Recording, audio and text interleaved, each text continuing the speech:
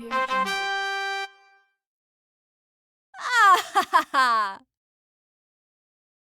everyone, Dave here at Blue Bears Games, and in this week's video we are doing, as promised, another Blues Budget Brews, which as you know, is my Commander series. This week I'm actually really excited to bring you my new budget version for sale. It is Slimefoot the Stowaway. For those of you that haven't heard, this is my favorite Commander and Commander deck. I have my own version of this. This is a budget version of it. Mine came in somewhere around $600 to build.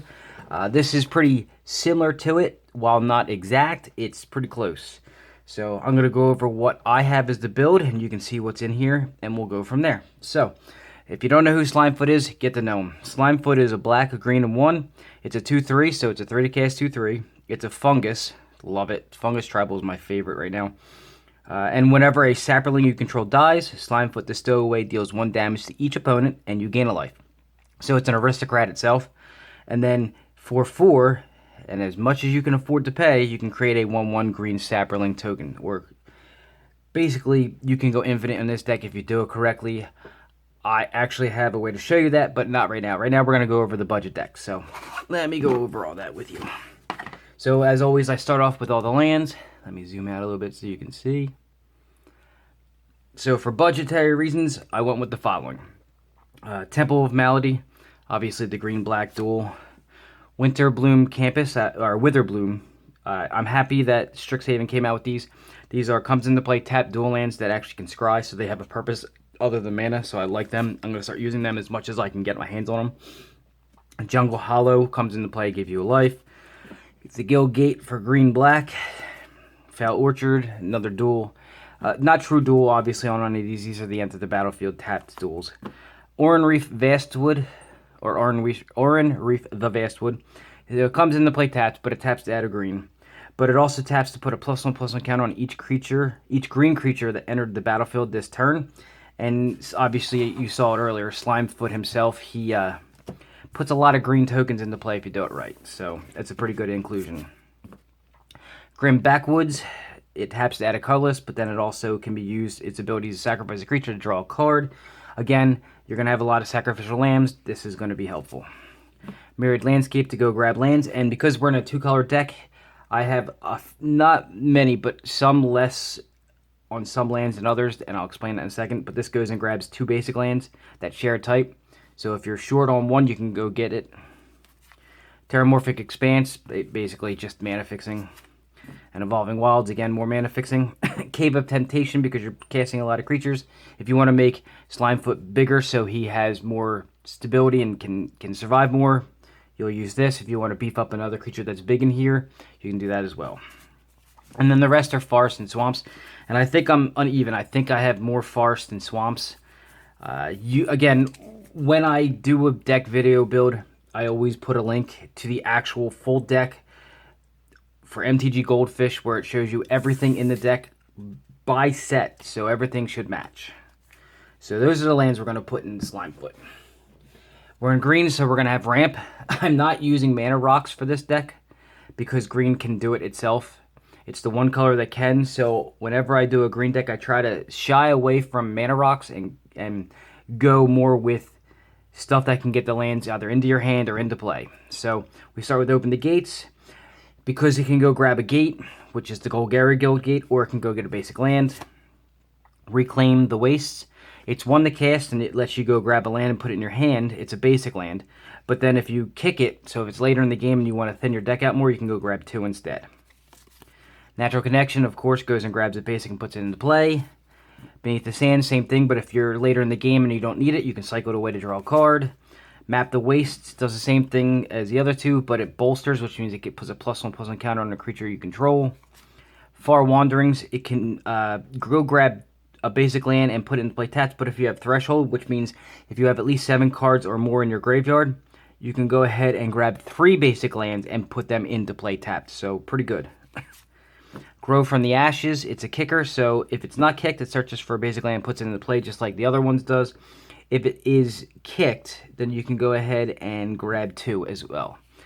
And then Cultivate. We all know Cultivate. It was just reprinted recently. This just goes, grabs 2 basic lands, puts 1 into play and 1 into your hand. So it's a couple of ways. It's a couple of cards here to it fills in for mana ramping. Not everything here is mana ramp. Like the Open the Gates is a mana fixer, but it still goes and thins your deck out. It's kind of like Green's version of card draw. So the meat and potatoes of this deck is obviously the creatures. They're obviously going to be some form of a fungus because they create saplings, or they're going to be a means to use the saplings as sacrificial lambs. So we start off with the Thalids. I got as many as I could find that I had left. So we start with the regular Thalid. It's a 1/1. Now, Thalids usually do the following. They all do, the ones that are like this one, do this. At the beginning of your upkeep, you always put a spore counter on it. And then you can remove 3 spore counters to do something. In the case of Thalid, you can create a 1/1 Sapperling creature token. Okay? And there's going to be a couple of them in here. Tukatung Thalid, it actually is a 1/1 that when it dies, it creates a 1/1 Sapperling. Spore Crown is the Lord, so it makes each other creature you control that's either a fungus or a sapperling get +1/+1. So he actually is a Lord for 2 things. Of course, they are similar to each other in that one does create the other, so it's, you know, it's just a Lord for the 2. Vitaspore Thalid, there's that, put a spore counter on it every upkeep. And you can remove 3 to do the following. This one creates a 1/1, or you can sacrifice a sapperling, and target creature can gain haste until end of turn. Thalid Shell Dweller, it has Defender, but it's a 0/5 for 2, so it's a good blocker in the beginning. You put a spore counter on it just like the other ones, and then you can remove 3 spore counters to create a 1/1 sapperling. Jade Mage, it's got the ability for 3 and colon, so you can do it as much as you have mana. You can put a 1/1 green sapperling creature token into play. So that's important because while I understand Slimefoot does that as well, it does it for 1 cheaper. So it does have mana, like a mana color in it, a mana pip, if you will. So it's a little harder to go infinite with it because you need to at least have green. Moldergraph Scavenger, it's another fungus. It has Delirium, which says it gets +3/+0 as long as there are 4 or more card types among cards in your graveyard. So what that means is creatures, enchantments, sorceries, instants, lands, all that stuff counts for Delirium. Planeswalkers if you want. So it's a 0/4, but it can be a 3/4 for 2 if it's later in the game. Rot Shambler is another one to cast, 1/1 fungus. And then whenever another creature you control dies, you put a +1/+1 counter on it. It can just get bigger and bigger, and your whole point of this deck is to sacrifice things, and it will make Rot Shambler bigger. Thalid Germinator, again, put a counter on it. Remove 3 to create a sapperling. And then you can sacrifice a sapperling to give target creature +1/+1 until end of turn. So you can sacrifice all those saps if one creature gets through. And basically, it will buff that one creature to basically kill somebody. Excuse me. You have my Sap Herd. It's a 3 to cast 2/2. When it enters the battlefield, create a sapperling token. It's a 1/1 sapperling token. Evolution Sage is in here for a little bit of cheekiness. Whenever a land enters the battlefield, or landfall if you will, you proliferate, which means you can put all those counters that are on spores.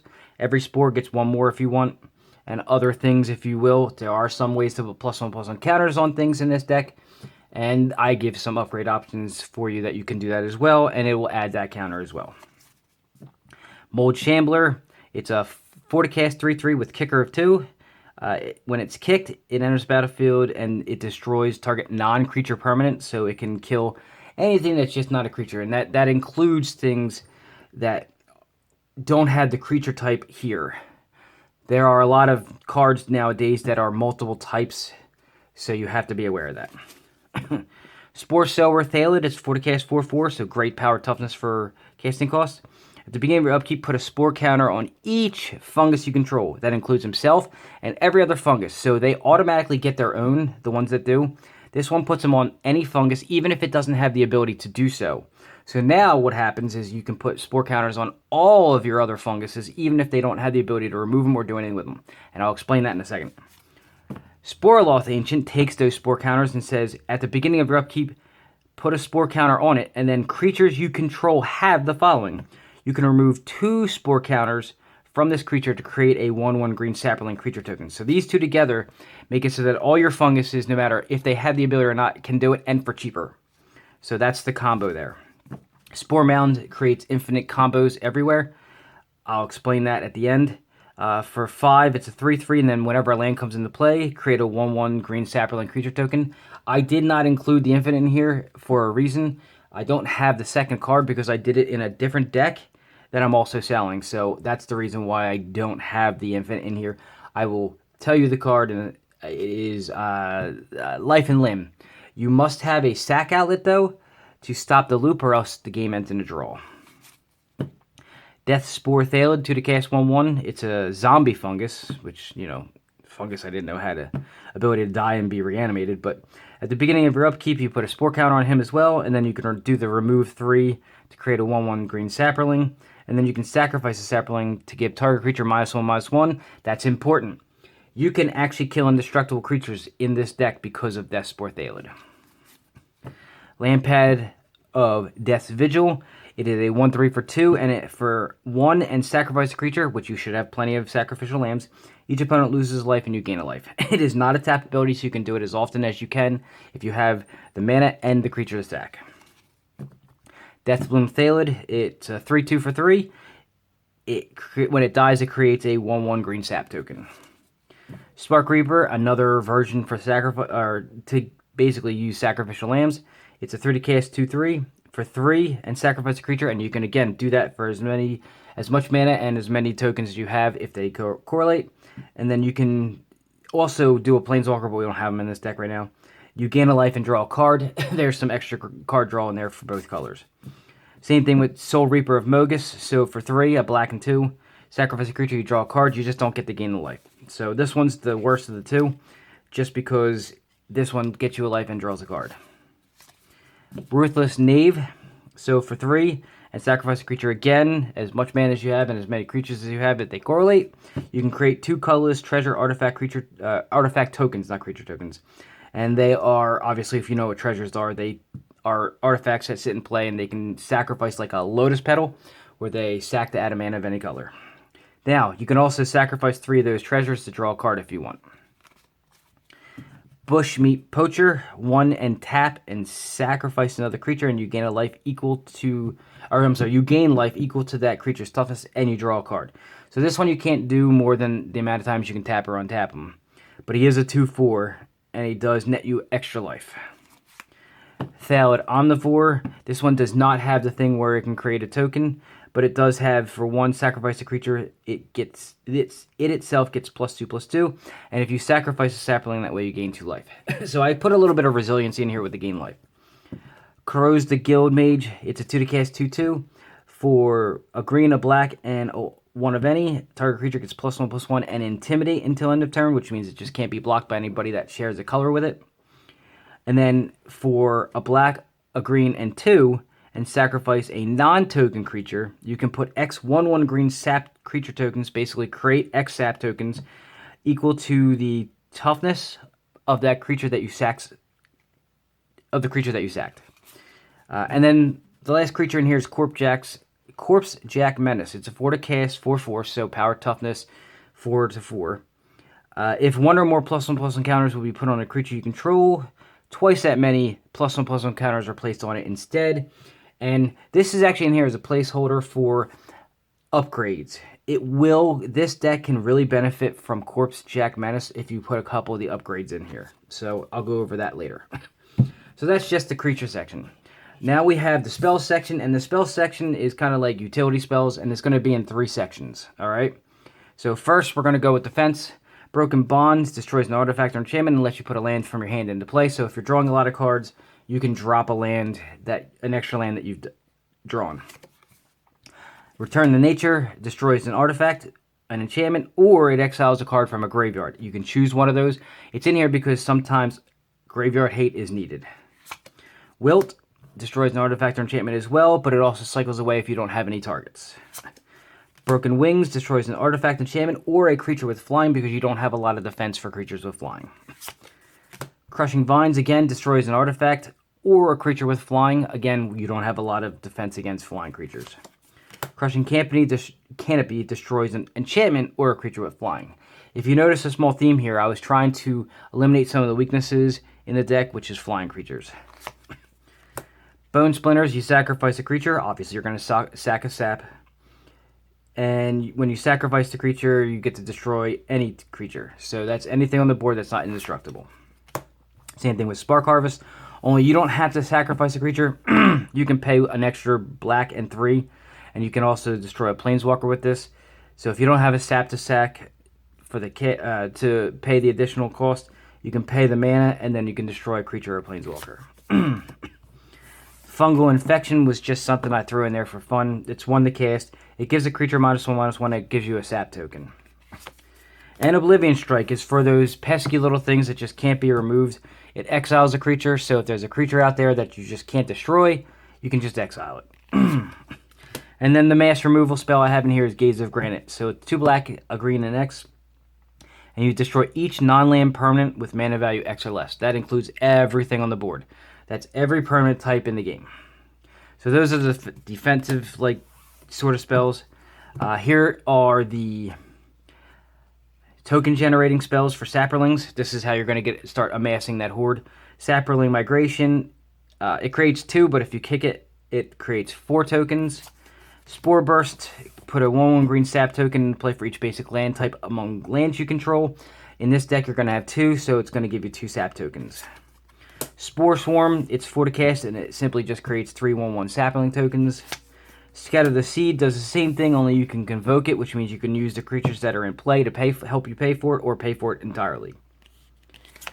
So those are the Saproling creators. And then, while green technically does not have card draw, I've been looking at the cards in a different way lately, and green actually has card draw. It's just in a different form. So here's how it works. You look at the top X, because these cards all have different 3, 4, 5, whatever, of those cards, and then you reveal whatever the card says. For this one, it says reveal a creature or land from among them, and you may put it into your hand. Essentially, it's card draw. It's kind of like a brainstorm. Then you put the rest in the bottom of your library. So you don't lose anything out of that, except maybe there's a card that you really want, and 2 of them pop up here. You're going to lose it to the bottom, but at least it doesn't go to the graveyard. Seek the Wild, same thing. This one, you look at the top 4 of your library, and you can reveal a creature or a land from among them, and put 1 into your hand and the rest in the bottom of your library. Track down, it works similarly, but not really. So you scry 3, essentially what these cards do. Scry 3, then you reveal the top card of your library, and if it's a creature or land card, you draw a card. Simple as that. Same thing as these, just worded differently. And Adventure Awaits. So this one, you look at the top 5 cards of your library. You can reveal a creature card from among them and put it in your hand, and then put the rest on the bottom of your library in any order.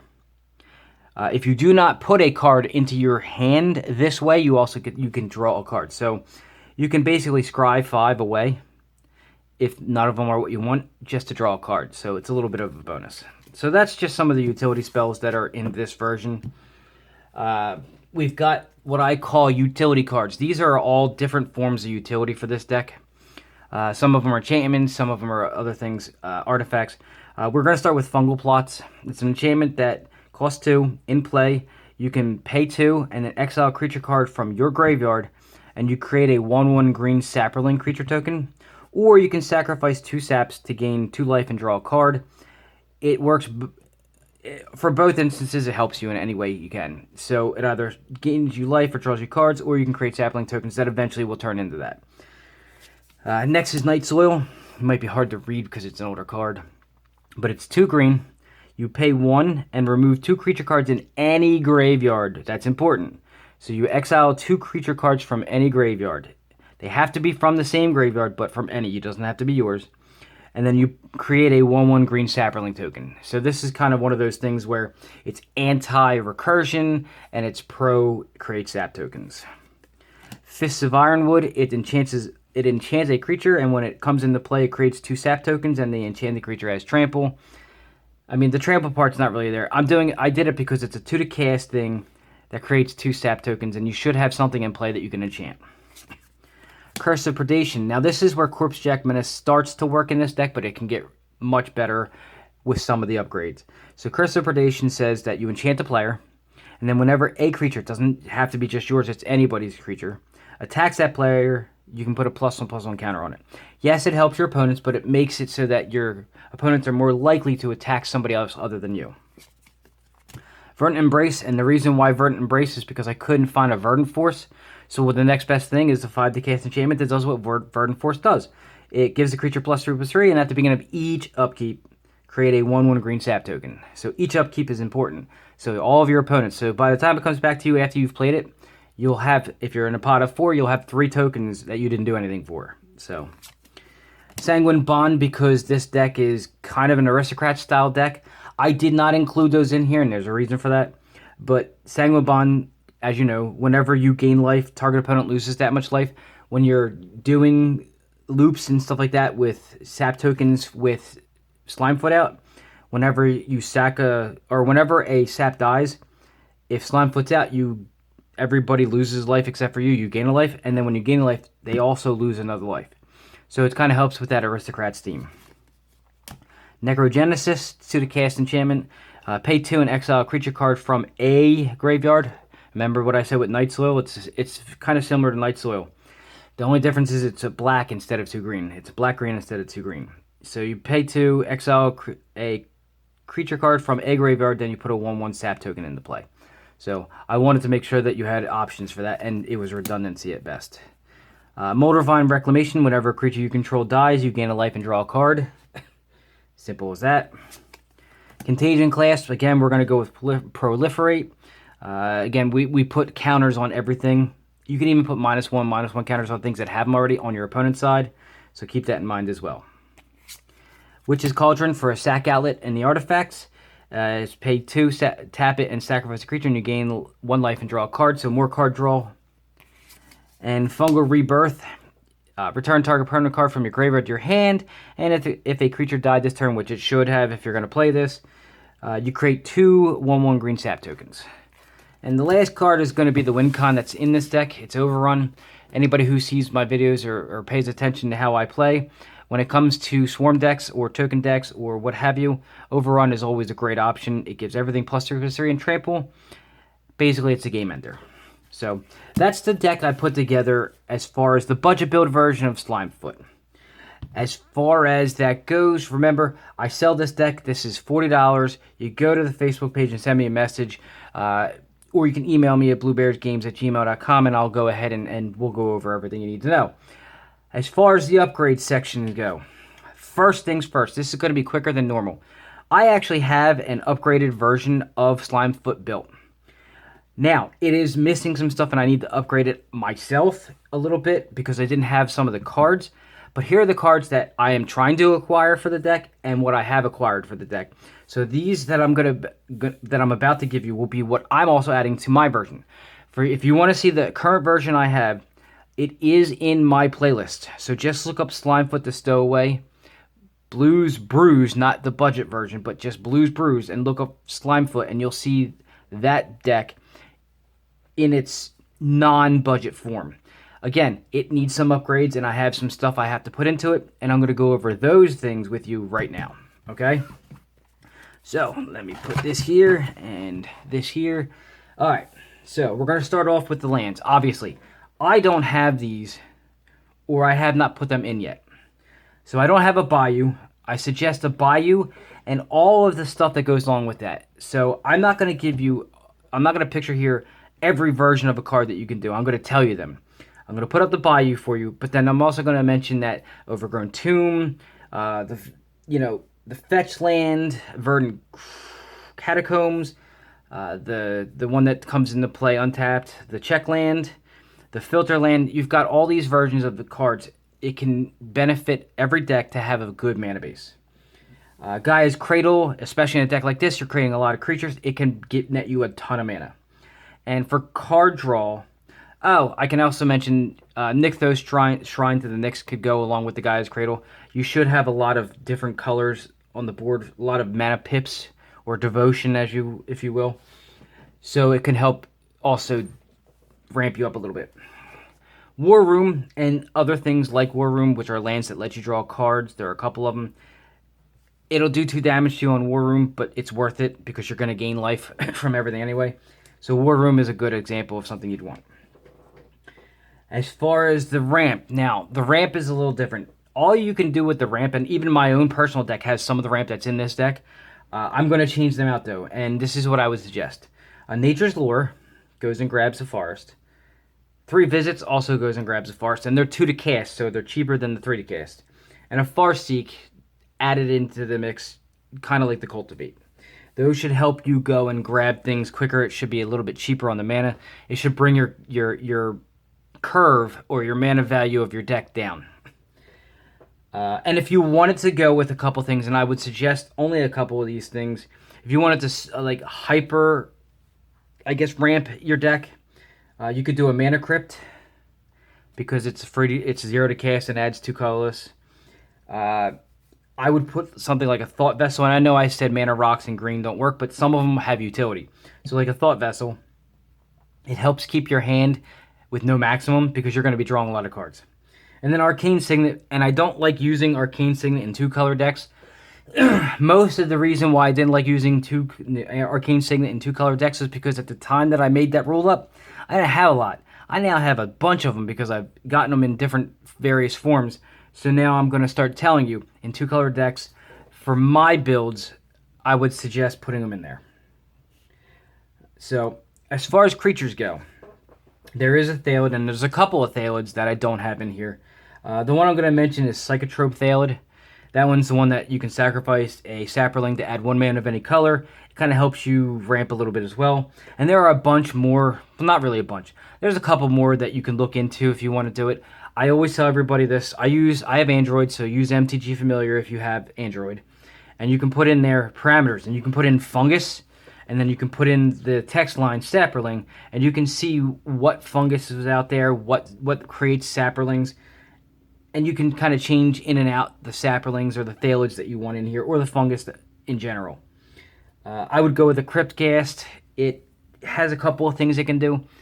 I understand that a lot of people don't understand that on the bottom of Cryptcast there is a reminder text of a hybrid black-white. Reminder text does not affect commander status as far as color identity. I have to mention that. Cryptcast has the ability that for when you cast a spell, if you pay either a black or white, I think it's everybody takes, every opponent loses a life and you gain a life. But it does not affect the fact that this is green and not white, because reminder text doesn't count for commander color identity. It also makes it so your swamps tap for double mana. Helps ramp you up because you want to be able to spend as much as you can into this 4 to create as many Saproling tokens as you can. And then one little cheeky thing to put in here is Nadier's Nightblade. It's the elf from, I believe, Commander Legends Precon, or it could be from Commander's Legends itself. It says whenever a token dies, whenever a token you control dies, it aristocrat styles, or every opponent loses a life and you gain a life. It's a good little ad to have in here. I don't have any. I had the one. I put it in my deck, or in a deck I made. I don't think I put it in my Slimefoot deck yet, so I need one myself. As far as spells go, obviously we're in black, so of course you're going to go with what black does best. You're going to try to add, and I've got to add these to my own version. A Demonic Tutor, a Vampiric Tutor, and a Grim Tutor, because obviously that just makes your deck more efficient. Some other spells, Damnation and other spells like it if you want to be able to control the board. So say that you're being overwhelmed yourself before you gotten a chance to stabilize the board for your own purposes. You can wipe the board. Damnation does that. Damn does that. Now that's a new one. And other things like that. Black has a couple of them that do it in different various forms. Not as well as white does, but it still does. Culling Ritual can help you in this deck as well. It does a pretty good job of doing the theme that this deck wants to do. And then, of course, another finisher, like the Overrun, is Triumph of the Hordes. So what that does is it gives all of your creatures +1/+1, and Infect, and I think Trample. I can't remember because off the top of my head I can't remember. But either way, it gives Infect. So if your stuff gets through, in Commander, you still only need 10 poison counters. So those are a couple of the spells that I would throw in there. Enchantments, this is always the biggest section. Black and green enchantments are like the king. So I'll go over, I'm going to give you a couple. I'm not going to give you all of them. I'll give you examples. I'll give you one, and then I'll give you examples that also match it. So obviously, first things first, Doubling Season and the Ilk. So that's like Primal Vigor and all those other doublers. They fit in this deck well. They really do a good job of making this deck really nasty. Cryptolith Rite. In my deck, I don't have this. I actually have in place of it I forget the name of the card, but it's the enchantment. It's the saga that does exactly the same thing, but only for a turn.